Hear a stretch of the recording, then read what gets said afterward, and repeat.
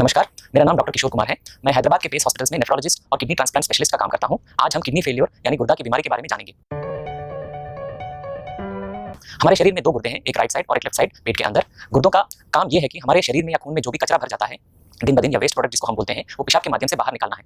उसके अलावा शरीर में जो भी पानी ज्यादा है वो पेशाब के माध्यम से बाहर निकाल देता है। इसके अलावा हड्डियों को तंदुरुस्त रखना और खून में एसिड बेस बैलेंस जो बोलते हैं हम, एसिड लेवल और बेस लेवल को सही स्तर में रखना। और इसके अलावा खनिजों का लेवल यानी सोडियम, पोटेशियम, कैल्शियम, फास्फोरस, इन खनिजों का लेवल खून में सही स्तर में रखना, ये भी गुर्दे का काम है।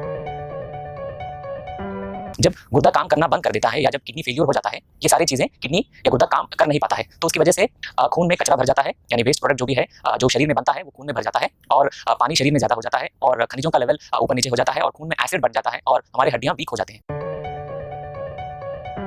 अगर हम पूरी दुनिया में देखेंगे तो किडनी फेल होने का मुख्य कारण ये है कि डायबिटीज और हाइपरटेंशन, डायबिटीज यानी शुगर की बीमारी और हाइपरटेंशन, हाई ब्लड प्रेशर, ये दोनों मुख्य कारण है पूरी दुनिया में किडनी फेल होने के। बहुत सारे दूसरे कारण भी है, जैसे पेन किलर्स लेना, यानी दर्द के लिए जो हम टैबलेट्स लेते हैं, पावरफुल टैबलेट्स, अगर मेडिकल शॉप से रेगुलरली बिना कोई डॉक्टर को दिखाए बहुत दिनों तक हम लेते हैं तो उसकी वजह से भी किडनी फेल होने का चांस है। और जिनको यूरिन में इन्फेक्शन बार बार होकर किडनी इफेक्ट होता है, उसकी वजह से भी किडनी फेल हो सकता है। और कुछ आनुवंशिक बीमारियां, मतलब जेनेटिक डिजीजेस, जो एक पीढ़ी से दूसरी पीढ़ी में ट्रांसफर होता है, जेनेटिक डिजीजेस बोलते हैं, उसकी वजह से भी किडनी फेल हो सकता है। और एक और कैटेगरी है जिसका नाम है ग्लोमेरुलर डिजीजेस। ये बहुत ग्लोमेरुलर डिजीज के अंदर बहुत कारण है जिसकी वजह से भी किडनी फेल हो सकता है।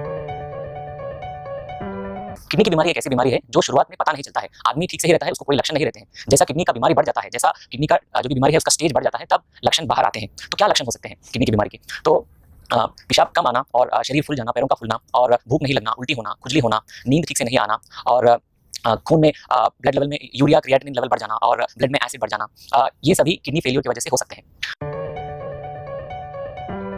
तो किडनी की बीमारी कैसे पता चलता है? किडनी की बीमारी जैसे मैंने बताया है, अगर किसी आदमी को किडनी फेलियर के लक्षण है तो अगर उस लक्षण के बाद हम टेस्ट करते हैं तो उनके ब्लड टेस्ट में यूरिया और क्रिएटिनिन का लेवल अगर ज्यादा होता है या यूरिन में किसी आदमी को प्रोटीन लीक होता है या प्रोटीन बाहर निकल रहा है यूरिन में, तो इन दोनों टेस्टों से हम किडनी की बीमारी पता कर सकते हैं। इसके अलावा हम अल्ट्रासाउंड का स्कैन भी करते हैं, जिसमें हम किडनी हमारे शरीर में जहाँ पे रहना वहाँ पे है कि नहीं देखते हैं, और उनका साइज और स्ट्रक्चर, अगर वो ठीक से है कि नहीं देखते हैं, अगर ठीक से सही साइज में है तो अगर उसके अंदर कोई इन्फेक्शन है कि नहीं देखते हैं स्कैन में, या कोई पत्थर है कि नहीं देखते हैं, तो इस स्कैन में ये सब हम देख सकते हैं। किडनी की बीमारी दो तरह के होते हैं, एक एक्यूट किडनी इंजरी, मतलब किडनी की बीमारी हाल ही में हुआ है और किडनी पूरा ठीक होने का चांस है ऐसे कंडीशन में। दूसरा तरह का किडनी की बीमारी है chronic kidney disease. Chronic kidney disease मतलब किडनी की बीमारी 3 महीने के ऊपर से है और ये पूरा रिकवर होने का चांस कम है।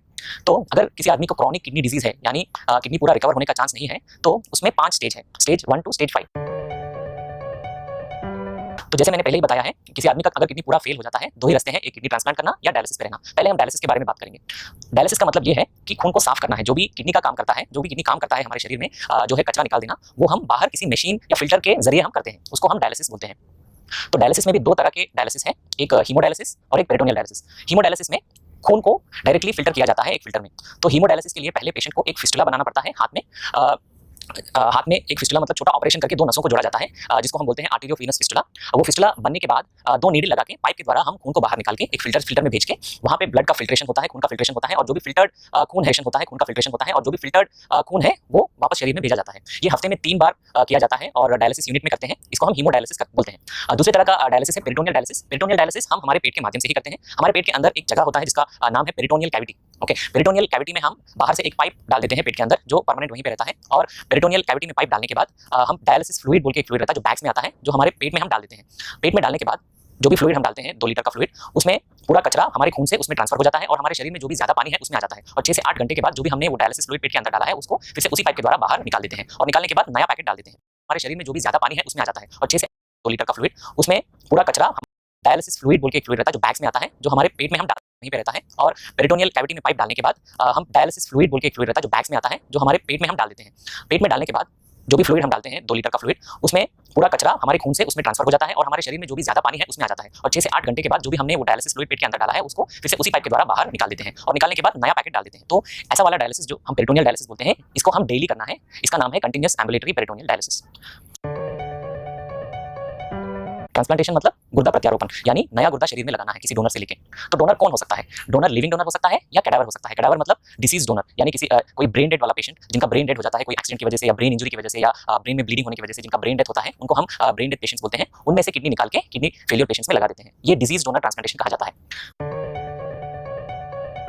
100% किडनी ट्रांसप्लांटेशन बेटर है डायलिसिस पे रहने से, क्योंकि डायलिसिस जो हम करते हैं वो किडनी का पूरा काम नहीं करता है। सिर्फ जो भी कचरा शरीर में भर जाता है और जो भी एक्स्ट्रा पानी शरीर में भर जाता है वो हफ्ते में 3 बार या पेरिटोनियल डायलिसिस में हम बाहर निकाल देते हैं, मगर पूरा किडनी का काम वो प्रोसेस नहीं करता है। किडनी का दूसरा काम क्या होता है, जो मैंने बताया कि हड्डियों को तंदुरुस्त रखना, खून का हेमोग्लोबिन लेवल नॉर्मल रखना, खनिजों को नॉर्मल लेवल में रखना और बहुत सारे अदर काम है जो किडनी करता है, वो डायलिसिस में किया नहीं जाता है। मगर ट्रांसप्लांटेशन में हम एक नया किडनी डालते हैं शरीर में जो किडनी का पूरा काम करता है। तो इस तरह से ट्रांसप्लांटेशन 100% डायलिसिस से बेहतर है। और एक चीज़ है, ट्रांसप्लांटेशन अगर हम देखा जाए, ट्रांसप्लांटेशन का आदमी का जिंदगी या जितने दिन वो जीता है वो बेटर है या ज़्यादा है अगर हम डायलिसिस पे जो रहते हैं उनसे कंपेयर करेंगे तो डायलिसिस पे रहने वाला आदमी कम जिंदगी जीता है कंपेयर टू जो आदमी ट्रांसप्लांटेशन कर लेता है। तो ट्रांसप्लांटेशन 100% या उससे भी ज़्यादा बेहतर है डायलिसिस से अगर हम कंपेयर करेंगे तो। अगर हम ट्रांसप्लांटेशन देखेंगे तो हम किसी और का गुर्दा लेके हमारे किडनी फेलियर के पेशेंट के अंदर रखते हैं ऑपरेशन करके। तो गुर्दा किसी और का है तो हमारा शरीर उसको रिजेक्ट कर देता है। रिजेक्ट मतलब हमारा शरीर का एक क्षमता है कि हम बाहर का इन्फेक्शन या शरीर से बाहर जो भी अंदर आ जाता है उसको फाइट करता है।